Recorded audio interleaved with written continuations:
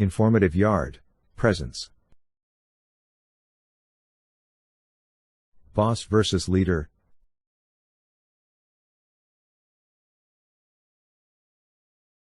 People ask the difference between a leader and a boss.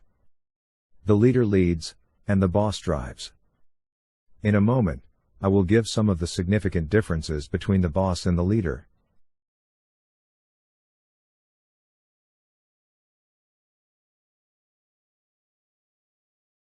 Boss says, I.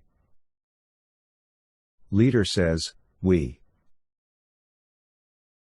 Boss takes credit. Leader gives credit. Boss micromanages.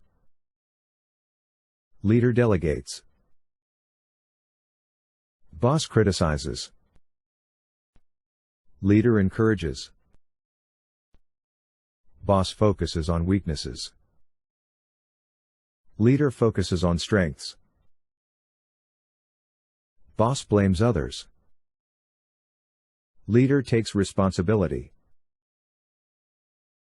Boss directs. Leader coaches. Boss speaks more. Leader listen more. Boss inspires fear. Leader inspires enthusiasm. Boss commands.